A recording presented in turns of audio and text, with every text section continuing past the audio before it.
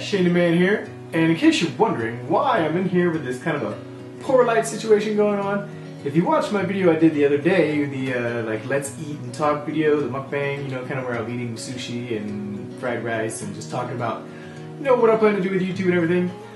Some of the limitations I talked about was the fact that I have to go to work, and usually I don't have a lot of time to film, and if I do have time to film, it's at night, which is poor lighting, and I have no kind of lighting situation whatsoever. I usually like to film in front of a window with a lot of daylight coming in.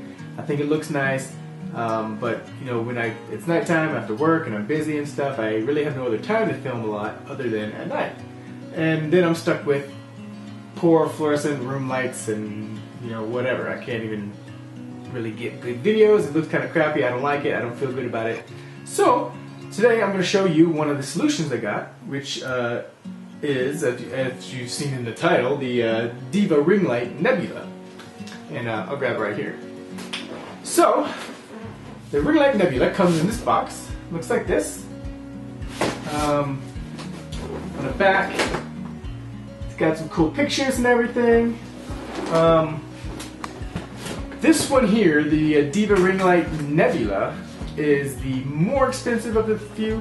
They have a couple other models, it's the ring light Nova, the Supernova, and the Halo. Most of the differences are, they're all 18 inches, but the real difference is either dimmable or not dimmable, and either has a fluorescent bulb or LED lights. And this one here is the most expensive of the 4 different models they have. It is dimmable, and it is LED lights instead of a fluorescent bulb. I'll put some of the specs up here to the side so you guys can see kind of what the specs are of this light. And then I'm just going to unbox it and set it up, and then you guys can see kind of like a before with the crappy lighting, and then after to see kind of how the ring light goes. I haven't tried it yet, I haven't taken it out the box yet. We're just going to do it together. The reason I picked this one was because it was dimmable, and I did like the fact that it had LED.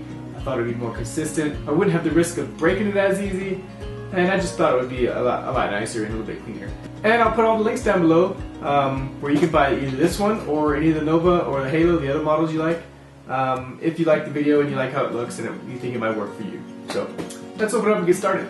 Alright guys, so here's the box. I'm going to go ahead and open it up so we can check out what's inside. Just kind of has these little tabs, and you just kind of open it up like so. And there it is. It looks pretty good. It's got some pretty good packaging. Looks like it's in there nice and safe. First thing I see here is like a power cord. I'll put it off to the side. Some very sparse instructions. Hopefully they'll be good enough for me. It comes with a gooseneck bracket, which is bendy. It's bendable. It's nice and sturdy. It's not easily bendable, so you don't have to worry about it like just the weight of the light falling over. It's actually kind of hard to bend. There, I got it to bend a little bit. It's really stiff. Maybe it might loosen up over time. I don't know. I don't really plan on using it, but I do like the fact that it's stiff, and you don't really have to worry about it falling over just from the weight of the light. One thing I did want to mention, guys, is if you want to use this, you will either need to get a light stand, or you can attach it, which is what I'm going to do, to your normal tripod using this Z bracket, and then you'll be able to have your camera in the middle of the light and the light on your tripod, and I'll show you that in a little bit later. Next, again, this is another power adapter for that power cord. This is here. This is the Z bracket, like I talked about. You kind of stick it on your tripod, and then you stick your camera right here, and the light kind of sticks right here, so you have the camera inside the light and everything on top of the tripod, which is what I'm planning to do for mine. Let's see, what's this little random little thing in here? I don't want to throw it away. Some screws. Good thing I saw that. And I think that's it. I'll go ahead and take this foam out. All this foam packaging. Here, it's a lot of foam packaging, which I do like because you know, you don't want it to break in transit, in the mail or anything. This light did cost about 400 bucks. If that's a little bit too expensive for you, like I said, the other models are a bit cheaper. They vary from about 170-ish to 400, and it just depends on what features you want, either LED or dimmable. And like I said, this one's dimmable and LED. The Halo version, I believe, it's a bulb, but it is also dimmable, so it's a little bit cheaper. And then here you go, guys. Here's the light. I'm gonna turn it over because the light is actually on the other side. It comes with this little diffuser, which will make the light softer for you if you want. We'll go ahead and take that off. So there it is, guys. Like as I said earlier, it's all LED and set up a bulb. And if you look on the back side, here's the knob right here, on-off switch, and then this is for dimming it. 50%, 75%, 100%, or anywhere in between. But yeah, so now what I'm gonna do now, I'm gonna go ahead and set it up. I'm gonna use these instructions here that it came with. It kind of tells you some things of not to do, but what I'm mostly concerned with is this here. So this setup here is what I'm gonna do. I'm gonna have the Z bracket attached to my regular tripod with the light on that, and then the camera will stick on the top of the Z bracket there where it's sitting inside the light.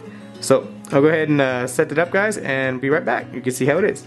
Alright guys, so real quick while I'm setting this up, I just wanted to show you kind of like how it goes.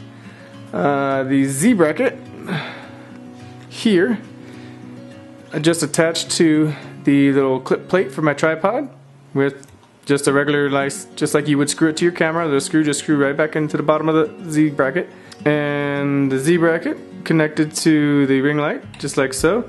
Feels nice and sturdy, good metal. I don't feel like it's gonna fall over or anything or break, but yeah, it does seem a lot taller to me than I'm used to because I'm used to just having my camera down on the tripod, but we'll see. And if you see right here, this is where the camera is going to attach, just like it would to my clip plate.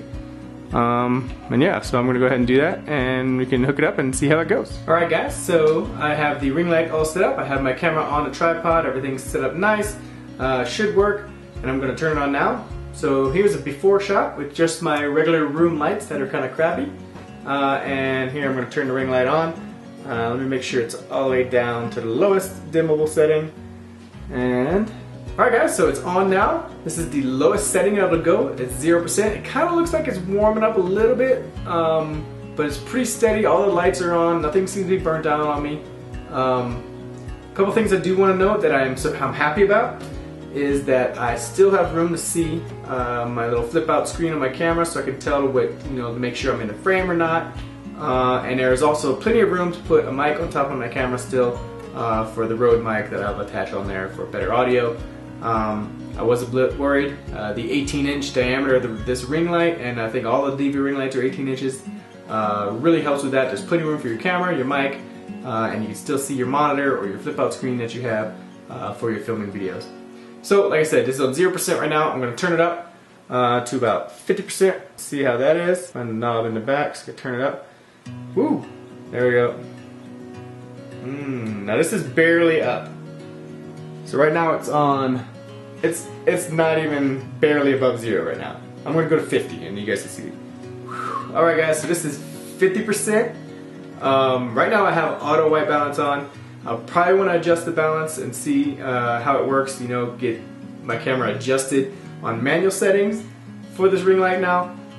Usually when I'm doing daylight in front of a nice window, I just have it on auto. It looks really nice, but with this light and any kind of artificial light, I'm probably going to want to go to manual settings and adjust it. One thing I will say, like I said, it's at 50% right now, and it's really hurting my eyes. It's really bright. I can look at the camera without having to squint, but anytime I look away somewhere else, I see a bunch of light dots, dots all in my vision, just from these lights.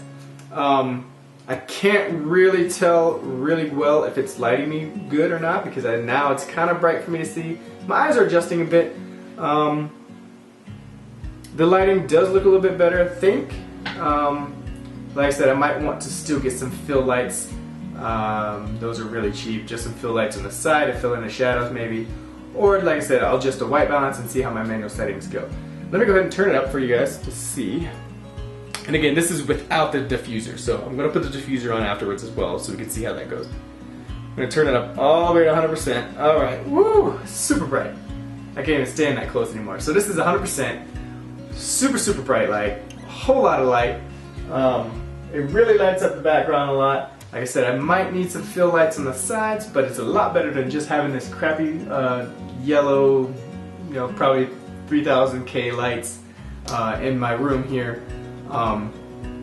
It is really bright. It's hard for me to look at now.